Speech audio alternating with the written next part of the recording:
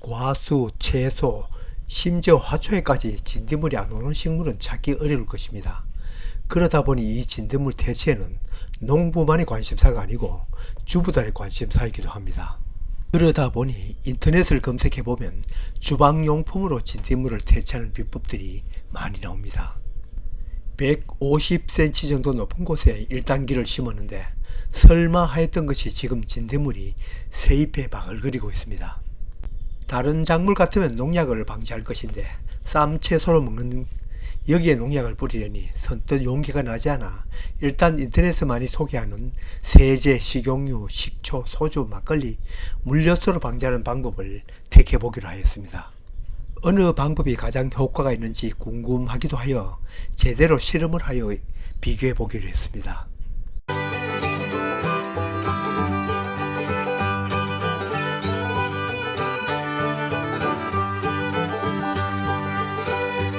진딧물이 모여있는 이파리 하나를 뜯어서 어떤 놈인가부터 살핍니다. 여기에도 3만 여원 주고 산 중국제 USB 확대경으로 100배 정도 확대하여 살펴봅니다. 과수 신초의 말썽을 부린 조팝나무 진딧물로 보입니다. 맨눈으로 보나 확대경으로 보나 이놈들 모습은 정말 징글징글합니다. 인터넷에 진딧물을 잡는 방법은 농약 외에도 수없이 많이 소개되고 있습니다.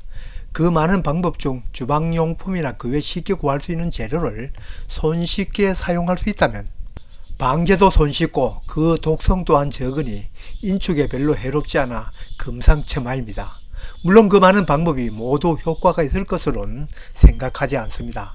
널리 소개되고 또 가장 구하기 쉽고 만들기 쉬운 6가지를 골라 직접 효과를 확인해 보고 싶었습니다. 포기식.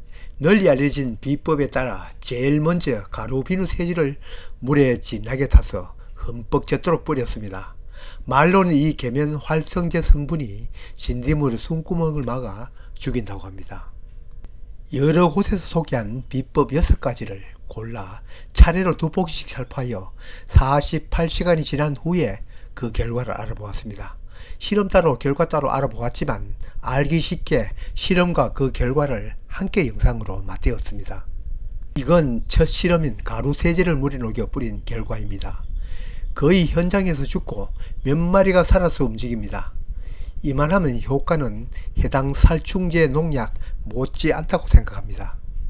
해당 진딧물 농약이라고 단번에 싹 죽지 않습니다. 이런 실험을 할 때는 한 가지 유념해야 할 것은 빈대 잡으려 초가삼간 태운다는 점입니다. 진딧물을 방지했더라도 이 1단계는 온전해야 합니다. 두 번째로는 그 남은 세제에 식용유를 섞여 뿌렸습니다.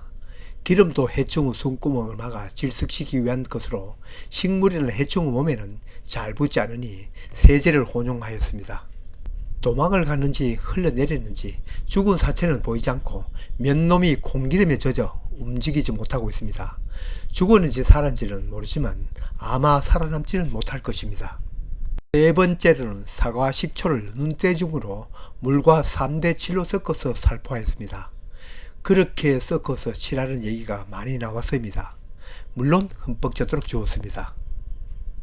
탈색이 된 것도 있고 죽은 사체도 간혹 보이지만 여러 놈이 살아서 아무렇지 않게 움직입니다. 간혹 보이는 놈이 복숭아 진딧물처럼 보입니다. 문제는 1단기 잎이 하얗게 탔습니다. 빈대 잡으러 초가삼간 태운 것이 아니라 빈대도 못 잡고 초가삼간 태운 격입니다.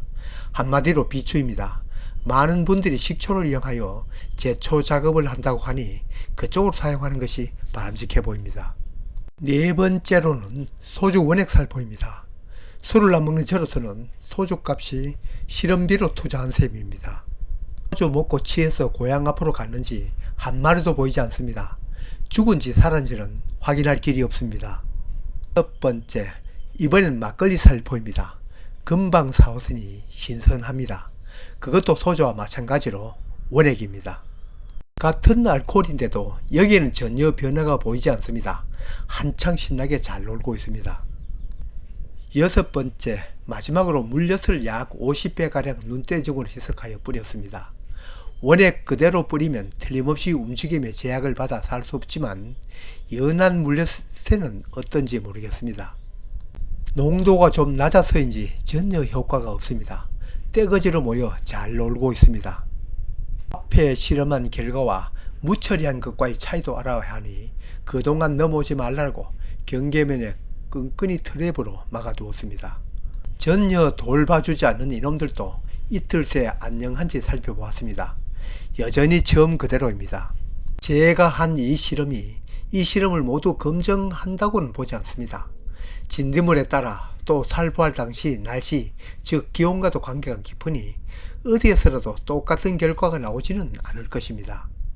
그러나 제가 해본 결과로는 세제와 식용유를 약간의 물과 섞어 살포한 것은 효과가 있어 보입니다. 세제나 식용유가 진딧물 몸에 붙어 숨구멍을 막아 호흡 저해로 많은 진딧물이 방제되었고 간농 몇 마리가 살아남았습니다. 이런 점은 다른 해당 살충제 농약을 쳐도 같은 효과로 보입니다. 제 실험 결과로는 식초는 비추입니다. 소주 원액은 반응은 있는 것은 분명합니다만 도망을 가는지 죽어서 흘러내리는지를 모릅니다. 결과는 알 수 없습니다. 막걸리나 물엿은 전혀 효과를 보지 못하였습니다.